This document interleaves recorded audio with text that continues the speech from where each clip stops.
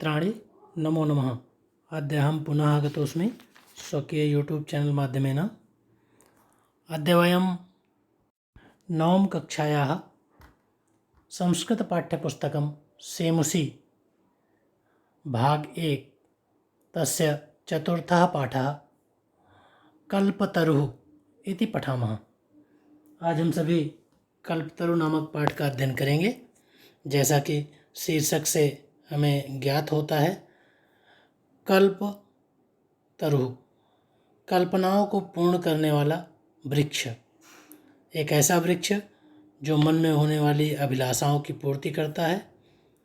इस पाठ में किसी राजा जीमूत वाहन के द्वारा अपने लिए नहीं अपितु संपूर्ण संसार के कल्याण के लिए कल्पतरु की आराधना की गई है।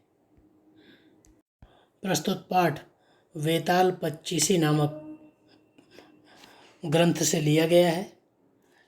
इस पाठ में मनोरंजक घटनाओं के साथ जीवन मूल्यों का भी निरूपण किया गया है।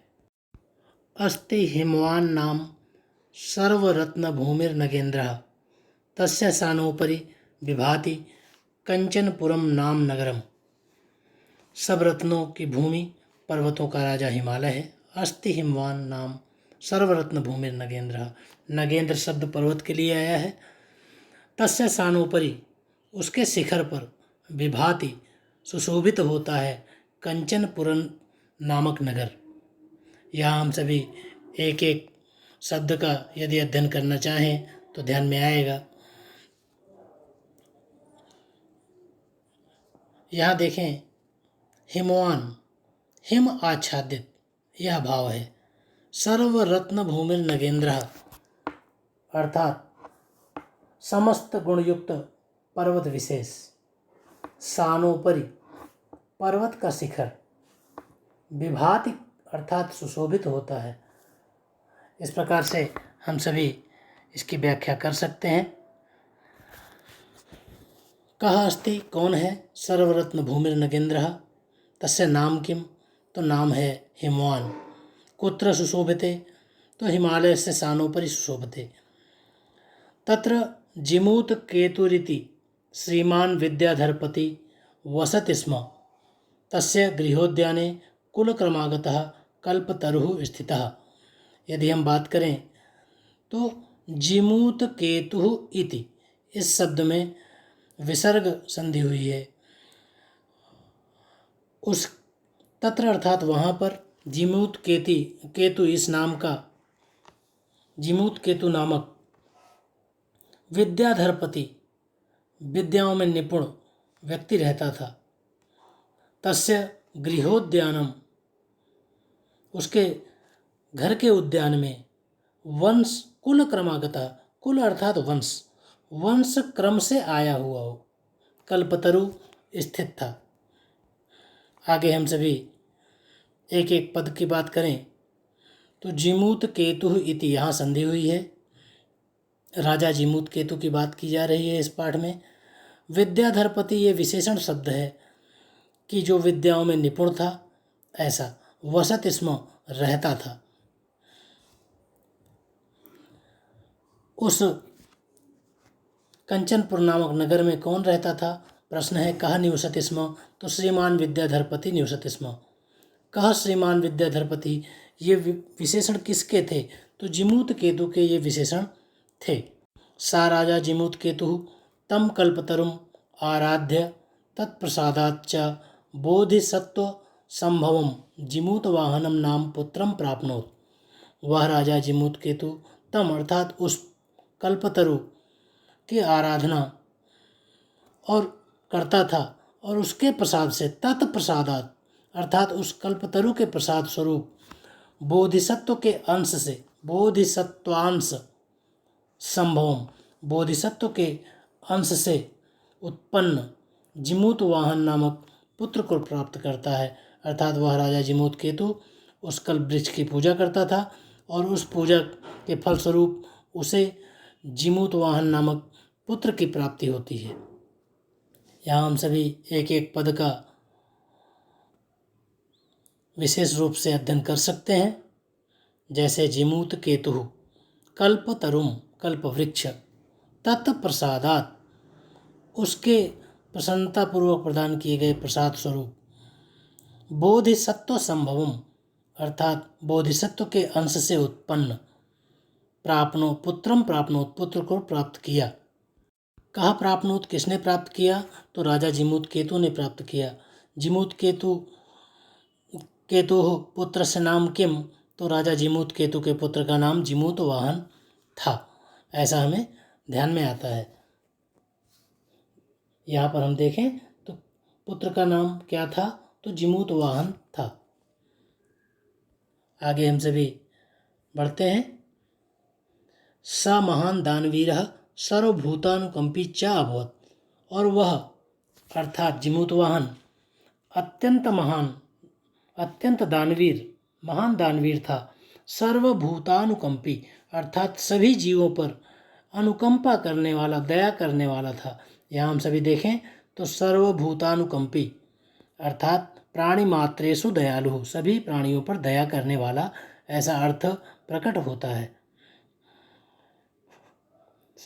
कहा अभवत? जिमूत वाहन अभवत। सह किम अभवत? वह जिमूत वाहन कैसा हुआ? तो महान दानवीर सर्वभूतानुकंपी च अभवत।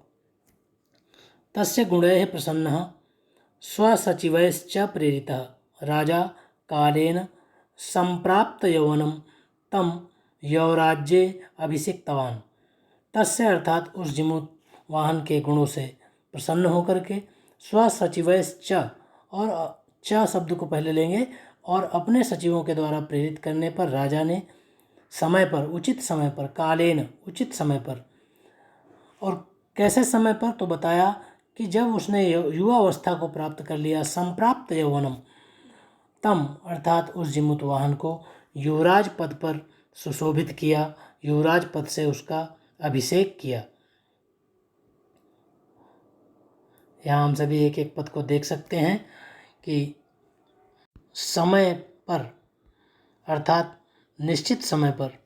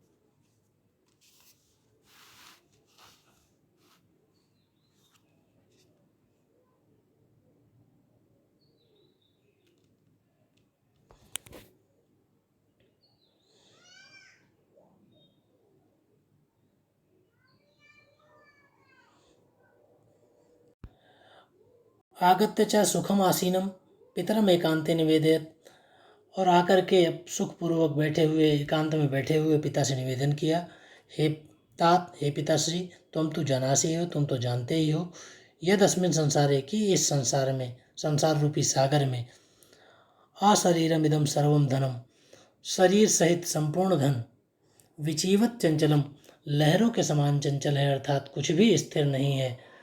अतः हमें कुछ ऐसा करना चाहिए कि स्थिरता बनी रहे, इसलिए ऐसा उपक्रम करना चाहिए कि हमारी स्थिरता बनी रहे। कह निवेदयत? जिमूत वाहन निवेदयत। कम निवेदयत? तो सुखम आसीनम पितरम एकांते निवेदयत। इस प्रकार से अनेक प्रश्न बन सकते हैं। एकः परोपकारः एव अस्मिन् संसारे नश्वरः। जिमूत वाहन ने अपने पिता से बताया कि धन और शरीर सब नश्वर हैं, केवल एक परोपकार ही इस संसार में ऐसा है जो नश्वर नहीं है। युग युगांत पर्यंतम यशः प्रसूते, जिससे युग युगांत तक हमारा यश स्थिर रहेगा, फैलता रहेगा। तस्माभिरीदृशः कल्पतरुः किमर्थम रक्षते, फिर भी हम ऐसे कल्पवृक्ष की रक्षा क्यों कर रहे हैं। किमर्थम रक्षते यश्च पूर्वैरयं मम मम इति आग्रहेण रचिता, जिन पूर्वजों ने मेरा मेरा कहकर इस वृक्ष की रक्षा की, आग्रहेण रचिता, इस वृक्ष की रक्षा की, ते इदानीं कुत्र गतः, वे इस समय कहाँ हैं, अर्थात कहाँ चले गए। तेषां कस्याम, यह उनमें से किसका है। अस्य वाक्येते, और वह इसके क्या हैं, अर्थात हे पिताश्री, जिन पूर्वजों ने इस वृक्ष की रक्षा की, आज वे कहाँ हैं, जो निरंतर यह मेरा है, यह मेरा है ऐसा कहते रहे, और इस नश्वर संसार में आज वे नहीं हैं। तो हमें कुछ ऐसा करना चाहिए जिससे कि युग युगांत तक हमारी कीर्ति फैलती रहे। यहाँ इस प्रकार के प्रश्न हो सकते हैं। किम प्रसूते, यशः प्रसूते, यशः कदा पर्यंतम, युगांत पर्यंतम, जब युग समाप्त होगा तब तक हमारा यश। यशः कथम युगांत पर्यंतम प्रसूते, एकः परोपकाराय एवास्मिन् संसारे नश्वरः, क्योंकि एक परोपकार ही इस संसार में नश्वर है, ऐसा जिमूतवाहन अपने पिता से कहता है। तस्मात् परोपकारैक फल सिद्धये त्वदाज्ञया इदम कल्पपादपम आराधयामि, इसलिए परोपकार के फल की इच्छा से, एक परोपकार की फल की इच्छा से, त्वदाज्ञया, आपकी आज्ञा से इस कल्प वृक्ष की आराधना करना चाहता हूँ। अर्थात मैं इस कल्प वृक्ष की आराधना एक परोपकार रूपी फल के लिए करना चाहता हूँ, ऐसा जिमूतवाहन अपने पिता से कहता है। परोपकारैक फल सिद्धये, एक फल सिद्ध है परोपकार, ये संधि हुई है यहाँ पर हम सभी देख सकते हैं। त्वद आज्ञा, त्वत आज्ञया, आपकी आज्ञा से, इमम शब्द यहाँ कल्प वृक्ष के लिए आया है, अर्थात इस कल्प वृक्ष से की आराधना करना चाहता हूँ। किम आराधयामि, इदम कल्प पादपम आराधयामि, इस प्रकार से प्रश्न बन सकता है कि मैं किसकी आराधना करूँगा, तो कल्प वृक्ष की आराधना करूँगा। इस कल्प वृक्ष की आराधना किस लिए करूँगा, किमर्थम आराधयामि, तो परोपकारैक फल सिद्ध है, एक परोपकार के फल की सिद्धि के लिए इसकी आराधना करूँगा। अथ पित्रा तथा इति अभ्यानुज्ञातः स जिमूतवाहन कल्पतरुम उपगम्य उवाच। अथ तब, पित्रा पिता के द्वारा, अभ्यानुज्ञातः अथ पित्रा तथा इति अभ्यानुज्ञातः, तब पिता से इस प्रकार की आज्ञा प्राप्त करके, पिता ने कहा अच्छा ठीक है, ऐसी आज्ञा प्राप्त करके सह जिमूतवाहन कल्पतरुम उपगम्य उवाच, वह जिमूतवाहन कल्प वृक्ष के समीप जाकर के बोला, देव त्वया अस्मत्पूर्वेषाम् अभीष्टाः कामाः पूरिताः तन्मयकम कामम पूरे, हे देव, तुमने हमारे पूर्वजों की अभीष्ट इच्छाएं पूर्ण की हैं, तो मेरी भी एक इच्छा पूरी कर दो। ऐसा जिमूतवाहन ने कल्प वृक्ष के सम्मुख जाकर के कहा। अभ्यनुज्ञातः इति पद, इस पद का अभि अनुज्ञातः अर्थात अनुमति प्राप्त करके,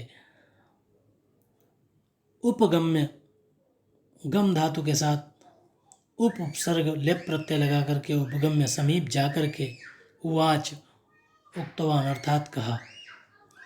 अस्मत् पूर्वेशाम, यहाँ हम देखें तो अस्मत् पूर्वेशाम, हमारे पूर्वजों को, अभीष्टा मनोअभिलषिता अर्थात उनकी इच्छाओं को, कामाः इच्छा को, पूरिता पूरा किया है, तन्मयकम मम अपि एकम, ऐसा भाव है। अर्थात जब वह जिमूतवाहन कल्पतरु के समीप जाता है तो वह उससे कहता है कि आपने मेरे पूर्वजों की इच्छाओं को पूर्ण किया है, तो मेरी भी एक इच्छा पूर्ण करें। यथा पृथिवीं दरिद्रां पश्यामि, यथा पृथिवीं दरिद्रां पश्यामि तथा करोतु देव। यहाँ पृथ्वीं दरिद्राम शब्द यदि हम विग्रह करें तो पृथ्वीं अदरिद्राम स्पष्ट होगा कि जैसा मैं इस पृथ्वी को दरिद्रों से रहित, निर्धनों से रहित देखना चाहता हूँ, तथा करोतु देव, हे देव आप ऐसा करें, इस प्रकार से वह निवेदन करता है। एवं वादिनम जिमूत वाहने, और इस प्रकार जिमूत वाहन के द्वारा कहे जाने पर उस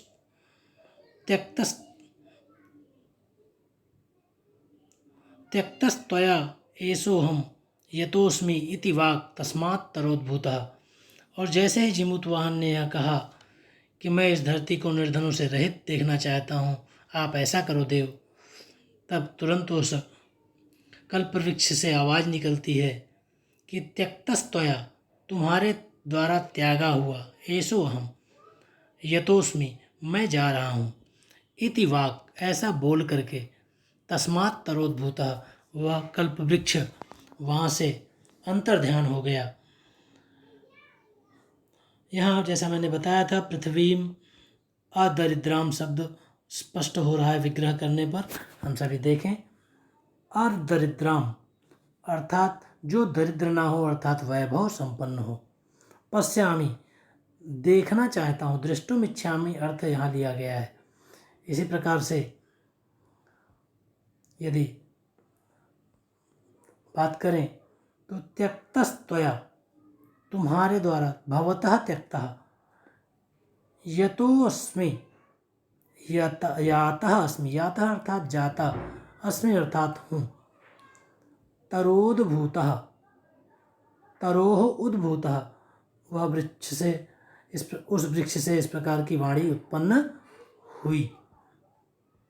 काम पश्यामि, पृथ्वीं पश्यामि, इसी प्रकार से हम देखें, क्षणेंच सह कल्पतरु दिवं समुत्पत्य भुवि तथा वसूनि अवर्षयत्।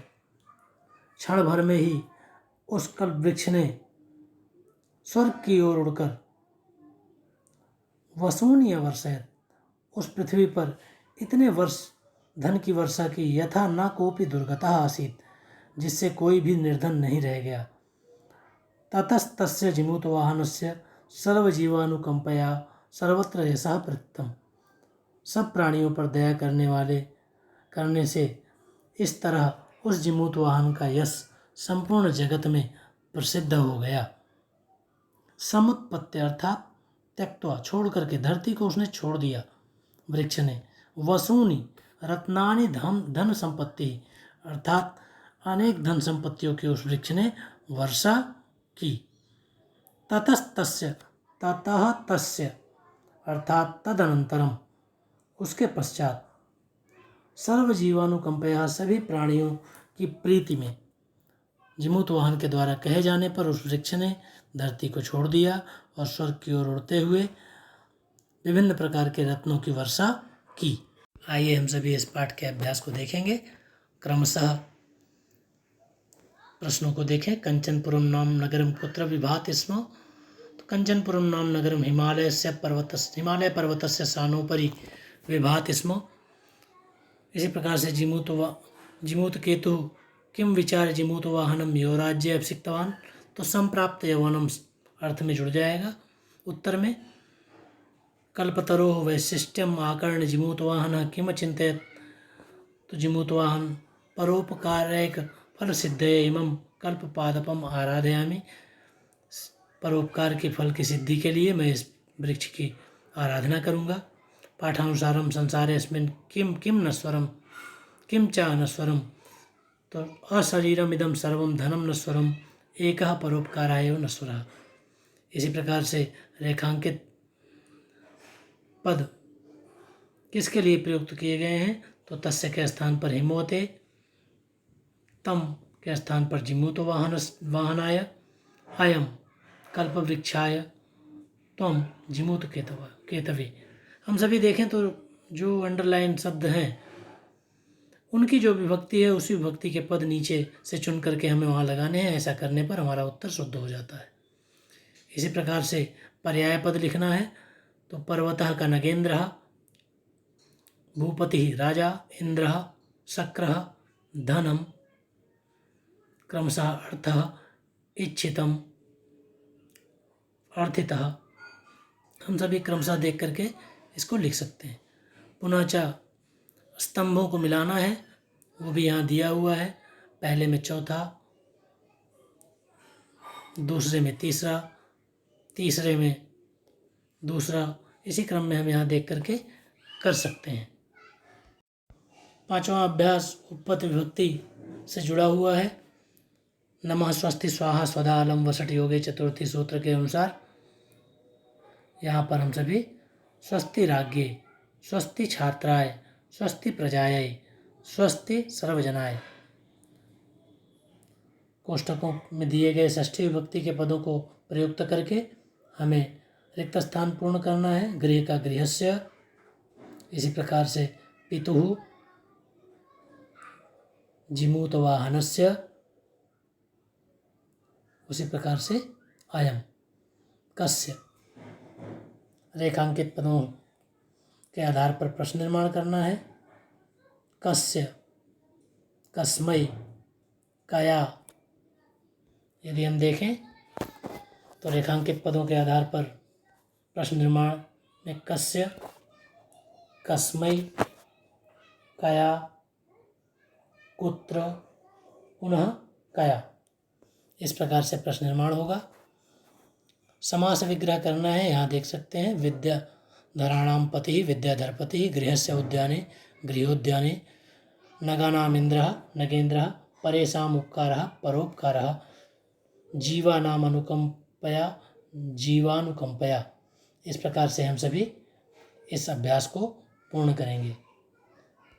मित्राणि, शेष अभ्यास निमित्त स्वीकृत्य अहं पुनः आगमिष्यामि। मित्रों, मैं आगे के अभ्यासों को लेकर के आपके मध्य में पुनः उपस्थित होऊंगा। देखते रहिए मेरा YouTube चैनल। धन्यवाद।